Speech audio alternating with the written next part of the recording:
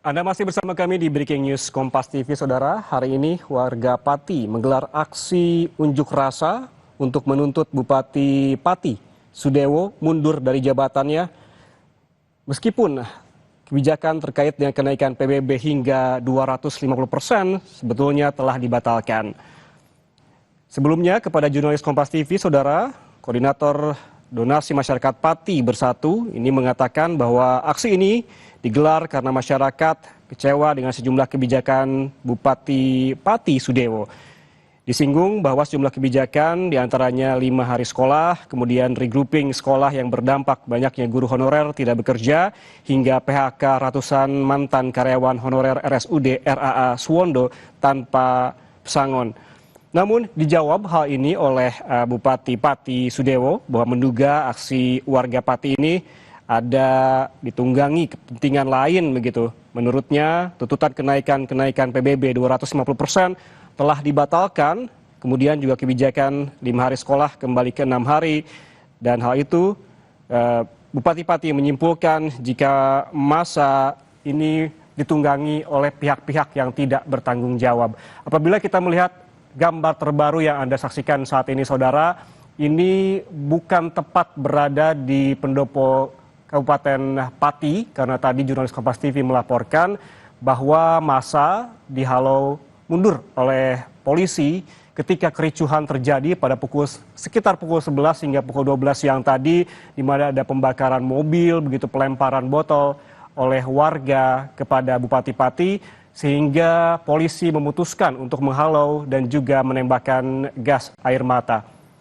Sehingga saat ini massa tidak terkonsentrasi begitu di satu titik, tetapi menyebar di sejumlah wilayah di samping gedung pendopo Kabupaten Pati dan juga gedung DPRD Pati.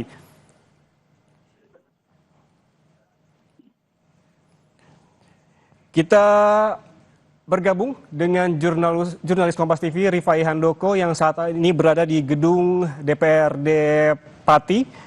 Rifai, selamat sore, bisa Anda jelaskan saat ini? Saya melihat Anda berada di bagian dalam gedung DPRD. Tadi dijelaskan bahwa saat ini sedang ada rapat paripurna. Bisa dijelaskan lebih detail lagi kepada pemirsa Kompas TV, Rifai? Ya, pemirsa TV dapat kami sampaikan bahwa saat ini memang di gedung juga di Kabupaten Pati ini tadi ada rapat paripurna DPRD untuk membahas kementerian hukum, dan kemudian saat ini DPRD sedang melakukan rapat khusus untuk menentukan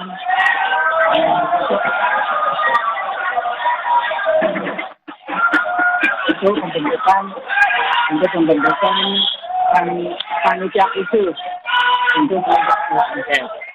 Dan saat ini dari pihak Ketua DPRD itu Henis Basrudin tadi menyampaikan bahwa telah ditentukan ada sebanyak 15 anggota pansus, dan memang saat ini setelah terjadi rapat pansus langsung dilakukan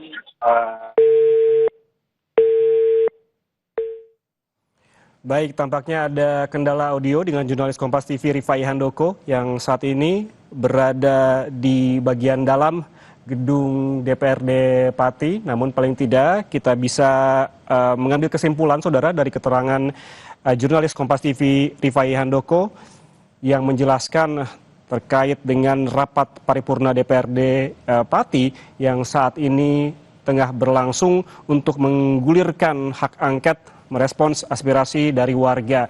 Tadi kita lihat juga bukan hanya DPRD ataupun anggota DPRD Pati yang berada di dalam gedung DPRD, ada juga perwakilan dari masyarakat ataupun massa pendemo.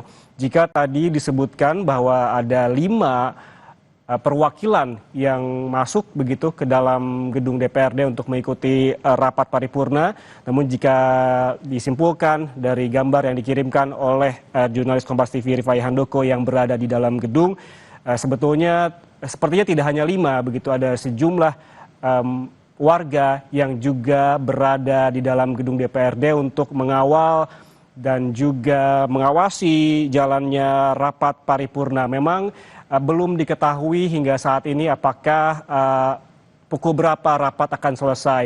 Paling tidak tadi disebutkan bahwa banyak sekali tahapan yang perlu dijalani dari rapat ini. Rapat paripurna DPRD ini merupakan tahap awal begitu untuk menggulirkan hak angket. Masih banyak sekali tahapan-tahapan yang harus dijalani hingga keputusan akhirnya. Ada dibentuknya pansus, kemudian ada mengumpulkan keterangan dan bukti-bukti, ada juga sidang paripurna DPRD, dan ada tahapan dari pemeriksaan oleh pemerintah pusat, dalam hal ini Kemendagri, dan melakukan pertimbangan-pertimbangan untuk melakukan keputusan.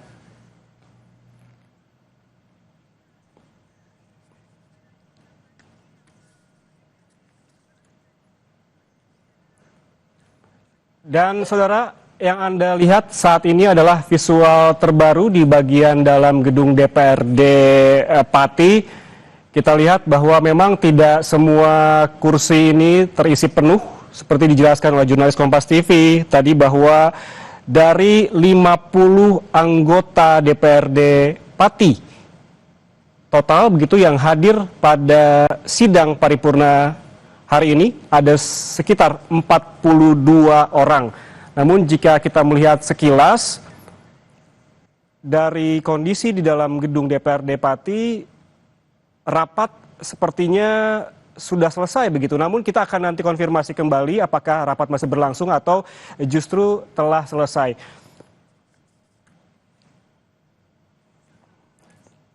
Dan saudara, tadi kita sempat berbincang atau membahas soal ini dengan analis politik dari Undip, Teguh Yuwono. Pak Teguh masih bersama kami di Breaking News Kompas TV. Dan masih bergabung. Yes. Pak Teguh, tadi kita sempat terpotong ya terkait dengan bagaimana porsi dari warga Pati dalam hal ini pengawasan tahapan-tahapan tadi. Pak Teguh tadi sempat menjelaskan panjangnya tahapan hingga nantinya ada keputusan begitu. Nah, dalam rentang waktu itu apa yang bisa dilakukan oleh warga Pati? Dalam hal ini konteksnya adalah pengawasan. Ya, saya kira yang paling penting harus dicatat oleh teman-teman warga Pati adalah bahwa namanya impeachment, namanya pemakzulan bupati atau wali kota atau gubernur itu bukan sesuatu yang instan ya. Tidak bisa kalau itu sudah masuk ke mekanisme di DPRD atau mekanisme politik, maka harus ada tahapan-tahapan. Karena hukum itu harus melibatkan dan mengabdi kepada semua kepentingan, tidak hanya kepentingan satu persatu elemen atau kelompok tertentu. Oleh karena itu tadi saya katakan yang sekarang hari ini dirapatkan oleh DPRD sebetulnya tahap paling awal untuk melakukan proses-proses politik secara formal. Jadi kalau orang demonstrasi, orang memberikan aspirasi, kemudian memberikan pressure, tekanan politik, itu kan sifatnya di luar mekanisme hukum. Mekanisme di dalam proses. Kalau sudah masuk ke DPRD, nah itu masuk proses hukum. Berarti di situ ada unsur-unsur yang harus dipenuhi. Misalnya DPRD harus sepakat bahwa hak angket ini dilakukan. Kalau sudah dilakukan, kita setuju membuat hak angket ini digulirkan, berarti ya habis itu membentuk pansus, ya kan? Pansus ini bertugas apa? Melakukan pemeriksaan terhadap bupati dan kebijakan-kebijakannya yang dinilai tadi tidak menguntungkan atau merugikan masyarakat. Tapi harus diingat, keputusan hak angket nanti, keputusan pansus nanti kan juga harus dipastikan keputusannya seperti apa. Bisa kemudian misalnya keputusannya, oke, ditemukan pelanggaran sehingga bupati layak diusulkan diberhentikan. Atau yang kedua, bisa juga tidak ditemukan pelanggaran yang memenuhi syarat, apakah bupati harus diajukan untuk diganti apa tidak, diimpeach apa tidak. Jadi tetap saja proses politiknya kemungkinan itu masih bisa dua-dua. Bisa pansus itu memutuskan yes proses impeachment atau tidak proses impeachment itu loh. Jadi masyarakat harus melihat dua kemungkinan gitu loh. Baik, Pak Karena Teguh. ini hukum kan belum inkrah ya, nanti proses itu kan belum inkrah. Nah setelah itu baru untuk memutuskan, setelah hak angket disetujui, kemudian pansus dibentuk, baru pemeriksaan itu ya, pemeriksaan, para pihak diundang, wakil dari rakyat diundang, mungkin wakil yang demo-demo juga diundang, asosiasi diundang, masyarakat diundang, kemudian mungkin pemerintah daerah, OPD diundang untuk mengecek bener nggak ini ada pelanggaran oleh bupati, layak nggak pelanggaran ini berujung ke impeachment. Jadi masyarakat memang harus mengerti ini gitu, karena tahapannya memang begitu. Oke. Setelah itu baru diusung setelah kemudian pemeriksaan selesai, kemudian kesimpulan didapatkan, baru kita lihat kesimpulannya. Apakah pansus Pak Teguh. merekomendasikan untuk diimpeach apa tidak, gitu Mas. Memang Berarti artinya harus ini begitu, warga tidak bisa dilibatkan sebagai perwakilan dari aliansi warga, begitu tidak bisa dilibatkan dari awal begitu, hanya dipanggil nanti ketika saat diumumkan. Ini konteksnya Oh iya, untuk menghindari ketidaksabaran warga yang nantinya kemungkinan ada potensi yang terus berdemo berjilid-jilid begitu kemungkinan. Nah, itulah saya kira yang saya sebut DPRD harus responsif dan mendengarkan pendapat masyarakat, ya, mendengarkan baik yang kelompok tertentu yang lain. Jadi kalau DPRD kan harus melakukan ini secara objektif juga, kan DPRD kan memiliki kewenangan untuk melakukan pemeriksaan. Jadi pemeriksaan DPRD itu juga harus objektif. Kalau perlu juga pansus itu bisa mengundang para ahli, para pakar, bisa pakar hukum, pakar sosial, pakar politik, pakar ekonomi, untuk memastikan jangan sampai keputusan pansus nanti tidak benar, misalnya hanya karena diambil karena emosional, diambil tidak objektif. Jadi memang ini semua harus mengerti bahwa proses-proses di DPRD itu memang tidak bisa gegabah ya, harus hati-hati supaya tidak ada celah-celah hukum yang kemudian nanti bisa berproses terhadap gugatan-gugatan, karena DPRD juga berpotensi digugat juga kalau misalnya keputusannya tidak objektif. Jadi kalau itu dipercayakan oleh DPRD, dua kemungkinan, masyarakat menunggu proses di DPRD atau masyarakat ikut mengawasi sidang-sidang yang ada di DPRD, gitu ya. Oke, berarti ada potensi juga, ada kemungkinan, kita tidak tahu berapa persen, DPRD juga bisa dituntut begitu apabila memang keputusannya tidak sesuai dengan desakan warga, begitu? Ya, dua kemungkinan artinya kemudian nanti demonya bisa bergeser misalnya dari bupati yang mau diimpeach kemudian kepada DPRD, mungkin DPRD dipandang tidak responsif, DPRD dipandang tidak follow up dengan baik.